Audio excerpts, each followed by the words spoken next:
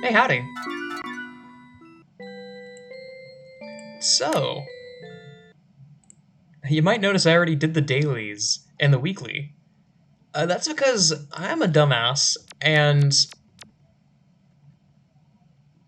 I don't know why, but my mic was muted, and I recorded literally an entire episode, looked over at OBS, and then realized my mic was muted and I had been talking into the void for the past half an hour. But you might also notice I got some money. I got quite a bit of money, actually. I ended up raising some money by going all the way over to the shogi board area. And every time you flip over one of the shogi tiles in specific locations, you have a 1 in 6 chance of getting 2,500 yume, I think is the name of the currency. I'm just gonna call it yen. Well, now that I have that, I'm going to set in motion something that will be relevant later. Let me go ahead and set a course for Maple Shrine. Now, you might wonder why I'm going to Maple Shrine. Well, let's see.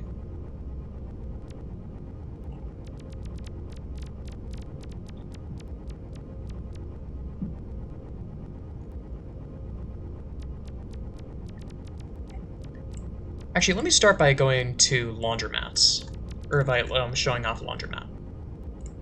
So, the important thing about laundromat is, let me go ahead and open this image in a new tab. That spot right in the middle. 1 in 65,536 chance of being a shrimp if conditions are fulfilled. Recently, on the Yumaniki online Discord server, someone managed to hit this chance. And that's inspired me to try it myself. Now, this is an unbelievably rare occurrence. I don't think I need to explain how rare a 1 in 65,000 chance is. But, I mean, hey, I feel like it's worth a shot. Now, I'm not going to do it on this episode. I think what I'm going to do is I'm going to set the wheels into motion, and I think next stream that I do will be me. Maybe I'll like put some music on in the background and chill while I try this over and over and over and over and over again. But okay, it's not Maple. Wrong place. It's Maple Forest that I need to donate to.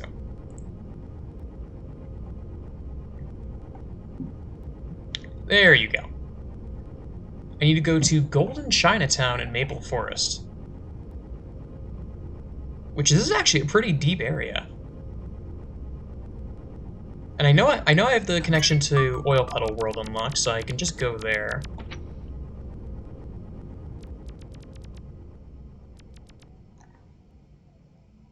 I haven't been to Oil Puddle World in a while. Wait, it's this down and right, I think, to Maple Forest.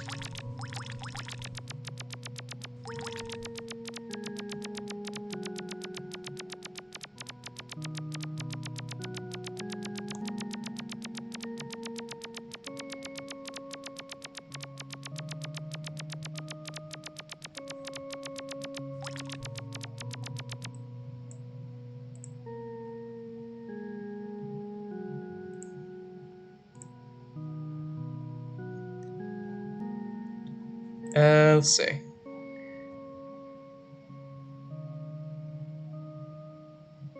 Huh.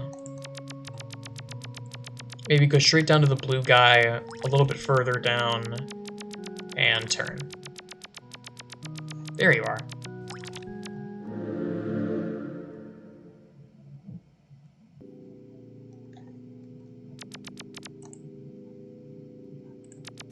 Okay, and I don't actually remember where I go from here. Right.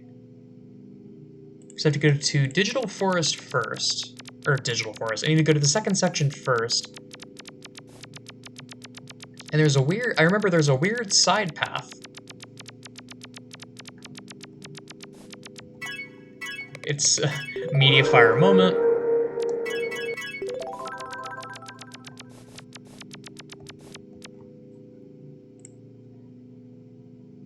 Yeah, and fluorescent halls is my goal. So I should just be able to go, like, just follow this wall.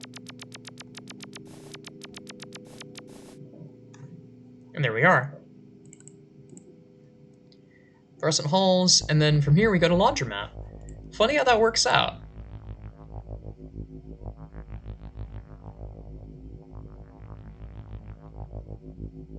Okay.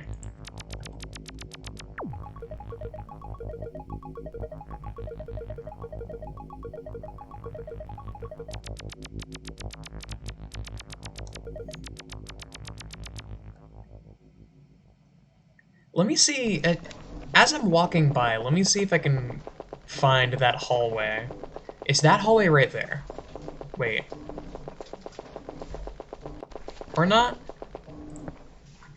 Let's check the map.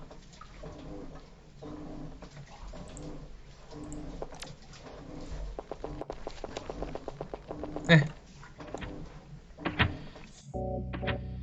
This is wine cellar. This is the wrong place.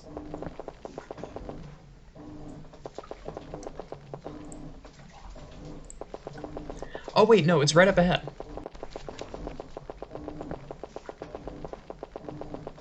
It's this washing machine right here. Depending on the circumstances, this thing has a 1 in 65,000 chance to turn into a shrimp.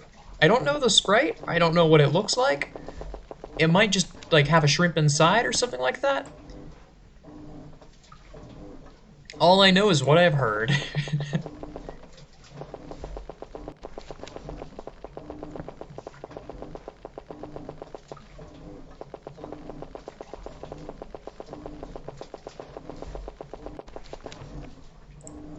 And yeah. Down the hall to the left.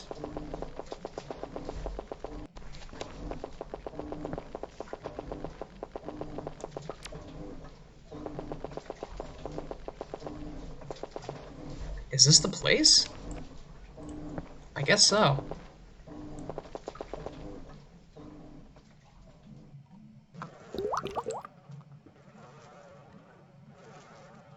Oh wait, there's a passage from Nazca Valley. I could have gone that way.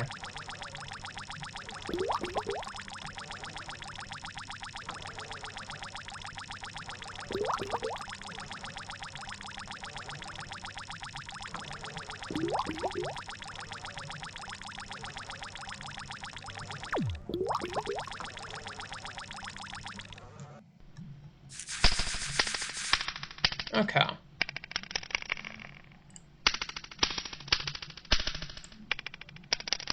So there's three different sections. There's the Maple Forest, the Bamboo Forest, and the Golden Chinatown. I should just be able to go straight up.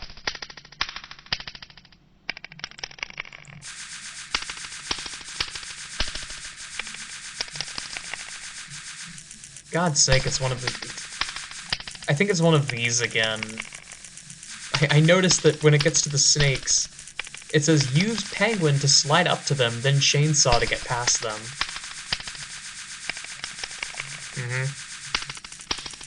I think this is another Voxel Island moment. Where it's another just... It's something that you would never think of. Because it's something that directly breaks the rules. Oh, what is this?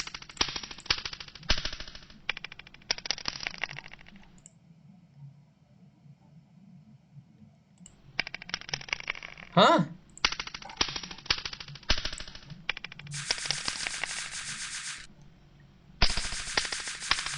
Hold the phone. This doesn't connect up with the bottom of the map.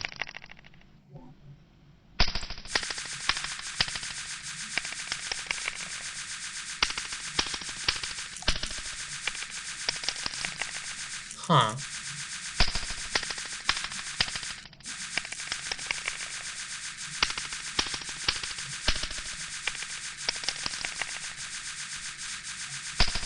Must be the other way then.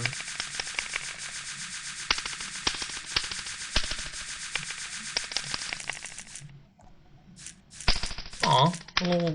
Is that a sandcastle?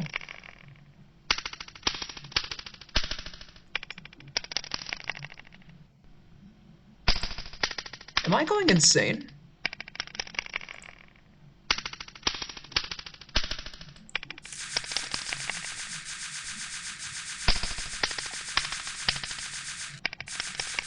So that path right there is supposed to lead to Golden Chinatown, but it doesn't.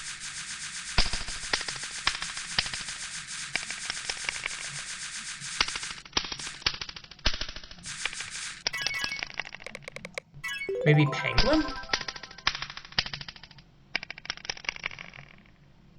Ah, I see.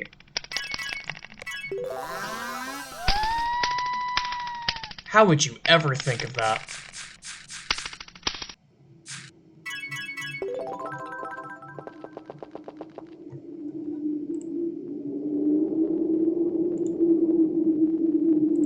Alright.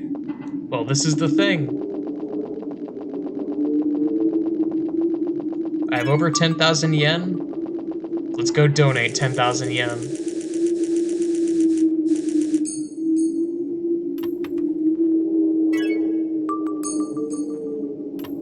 It's 10. Oh god, this is gonna take us so long.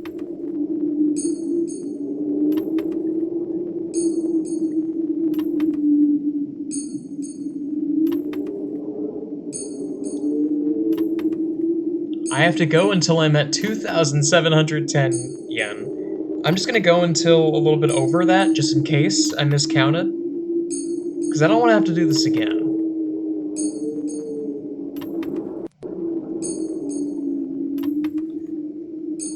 But I guess while I'm here, I'll talk about random nonsense, because, I don't know. I was talking about, when I was doing the recording without any audio, because I'm a fool, I was talking about nostalgia and nostalgic things.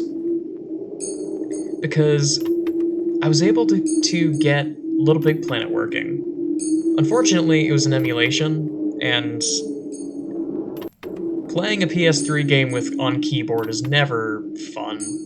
It would have been so much better if I had access to a PS3 or a backwards compatible PS4 or something, but didn't come to pass. But it's still, Little Big Planet was still every bit as fun as I remembered it to be.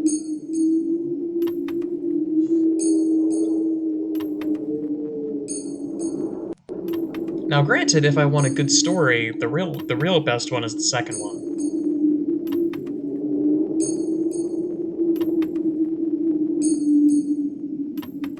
The first one, the plot is so much lighter than I originally realized that it was.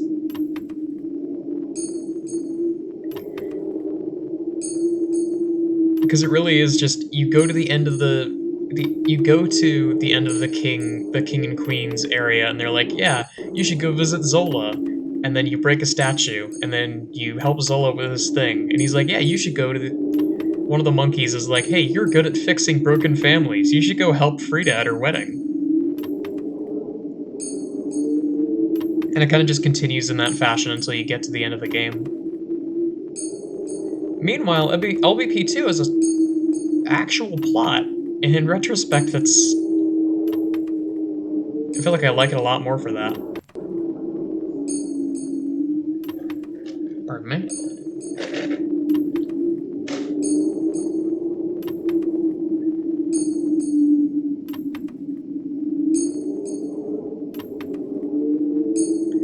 But I'd wager I had 3.5 games that really were nostalgic for me from the Sony era. The half is from Jak and Daxter, because I remember absolutely loving that game, but I also remember I never finished it. I only got to the hoverbike section between the second and third area, and I don't think I ever got past that as a kid. And I was probably like 6, so I don't really blame my young self. But the 3 big ones, as far as nostalgia goes for me, Little Big Planet, Ratchet & Clank Future: A Crack in Time, and Katamari Forever. Or Little Big Planet 2, I should say. All three of those games were just, oh, they're so good. Ratchet and Clank especially. Because I don't think I ever played the original Ratchet and Clank games. I only ever played the future games. Because what they ended up doing is they ended up doing like they did a trilogy of sorts. Oh, Jesus Christ. We're gonna be here for a long time.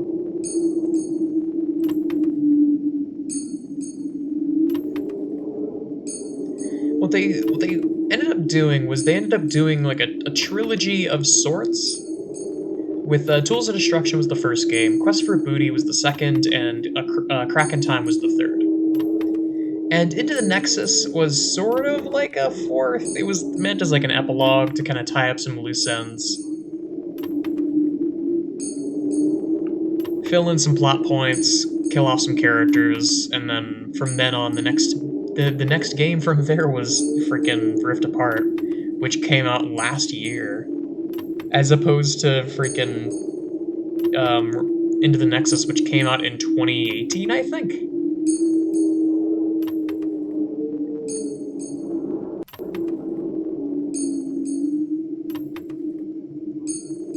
But Tools of Destruction is very mid. I remember playing it when I was young and sort of enjoying it. I really liked the way that you could modify weapons in that game, but the plot was kind of weak. The villains were not particularly enjoyable. Actually, no, one of the villains was not particularly enjoyable. Tachyon was just not a fun villain. He was sort of just like egomaniacal dude in a mech. It was like, yeah, I must kill all of your kind, yab yab yab, genocide. And that was his entire character. The pirates were actually a lot of fun. And I never played Quest for Booty because it was a weird... I forget exactly how they did it. It was like... It was exclusive to the PlayStation Store or something like that. But I never ended up playing it. Apparently it was pretty short, but really good. But A Crack in Time was the real great one.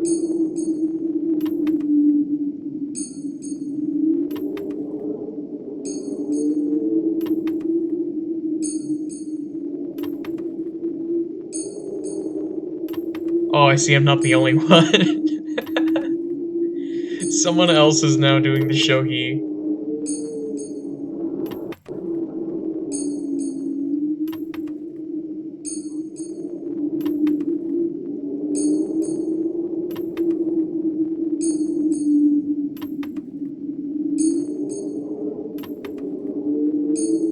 I will say for Little Big Planet, much of the reason why that game was so fun was because of the multiplayer.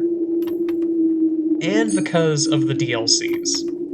Because Little Big Planet had a fairly ambitious scope when it came to the DLCs. Because there were cute little costume packs for a lot of stuff, and some stuff you might not expect, like, oh, what is the game called? The name Helagast is coming to mind, but I don't remember what game that was from, but it was a game from around that era. I think there was also an Uncharted pack. There was a Pirates of the Caribbean pack that added water that was actually really fun. The water was great. Let's see. There was a Metal Gear Solid pack, which added literally just a gun, a paintball gun called the Paintinator.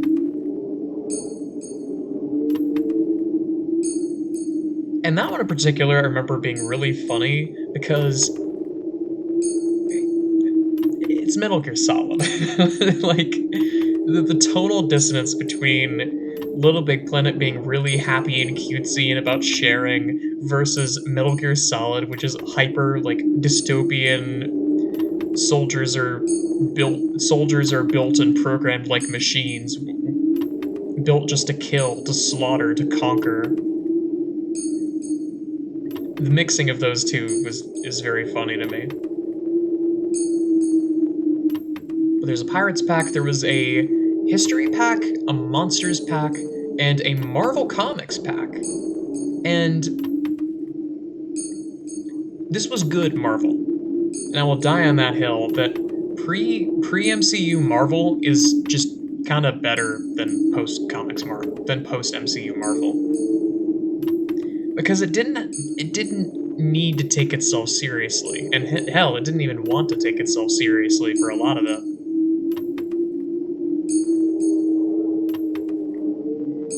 And I mean, I will say, by taking itself seriously, I don't mean... It's not like the new Marvel stuff doesn't crack jokes. In fact, it's the opposite.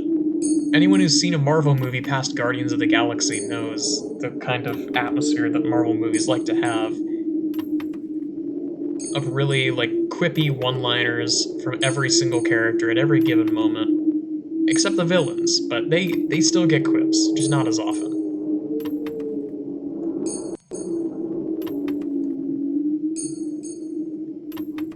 But old Marvel was still really quippy, but it was actually funny, first off. But not only that, it had license to do kind of whatever the hell it wanted.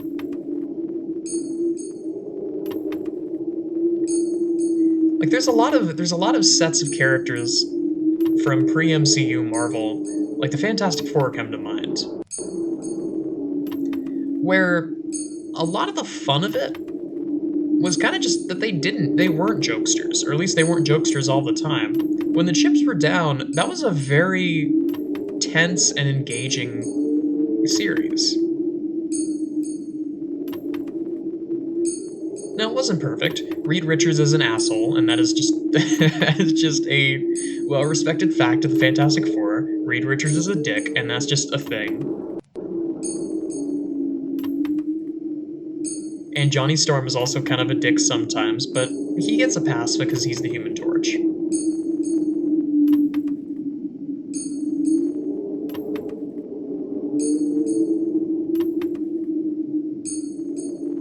How we doing? Oh, God.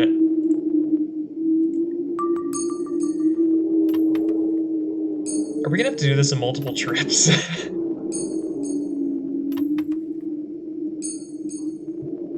I need like an auto clicker or something.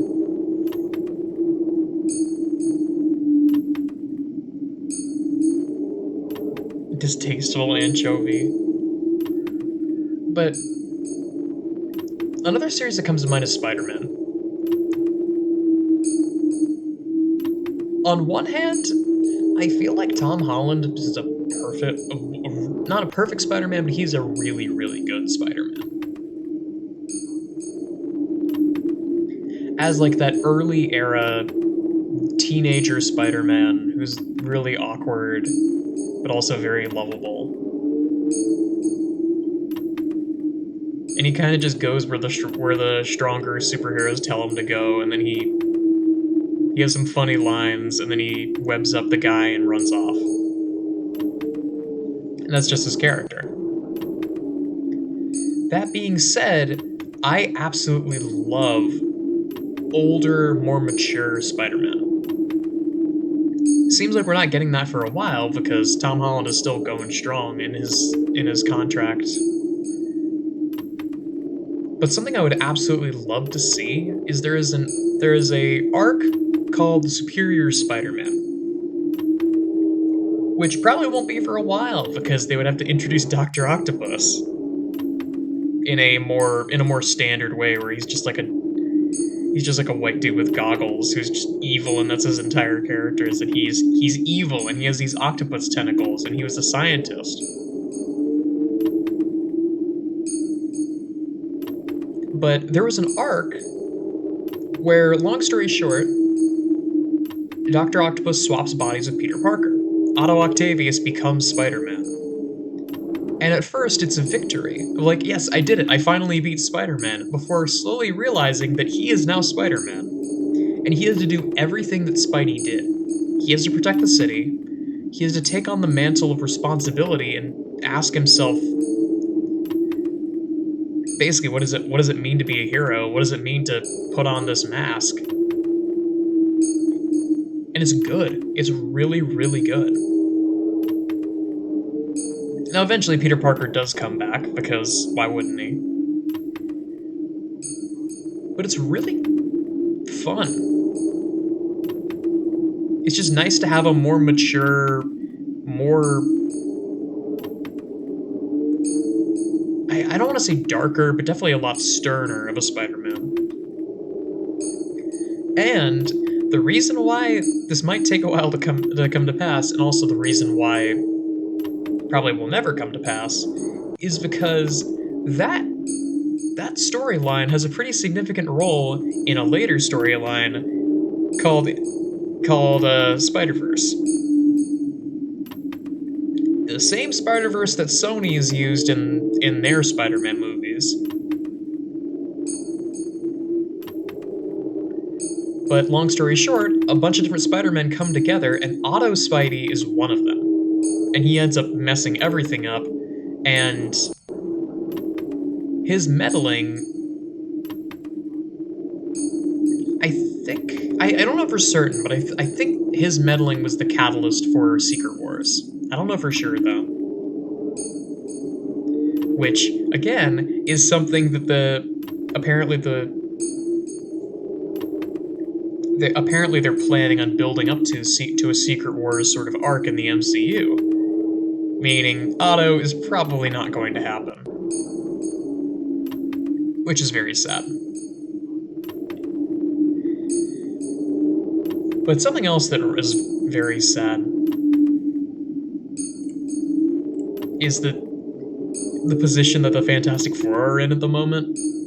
That, to the people that have been keeping up with it all this time, I know I'm one of them, but to the others that have been keeping up with it, I salute you, because it's been rough. Fantastic Four have not been treated the best when it comes to movies. To my memory, there were 3 of them? One of them was Rise of the Silver Surfer, which I heard was actually quite good. The other one was the Fox movie, which was awful. It was hyper-generic superhero versus supervillain storyline. It completely uprooted everything that made the Fantastic Four who they were in favor of just making them friends in college.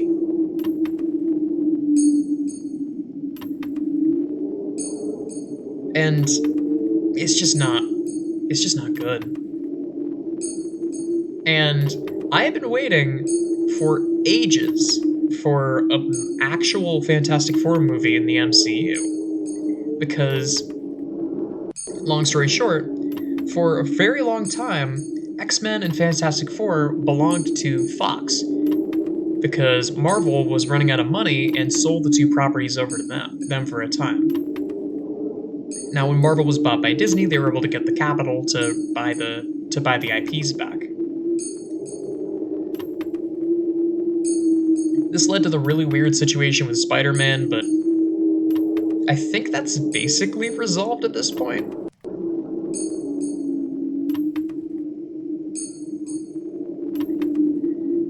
But it also led to a bunch of really bad Fox superhero movies, like Dark Phoenix and Morbius, and Fantastic Four. So now cut to the modern day, and all of those IPs are now in Disney Marvel's hands. Now the question is, are they actually going to utilize it? And the answer is maybe. It's hard to tell. Because to this day, I don't think there are any new X-Men movies. Deadpool 3 is not out yet, and I doubt it'll be out for a while. And Fantastic Four got delayed again. It was originally going to... Excuse me. It was originally going to release in 2024 or so. And now it's been delayed a second time.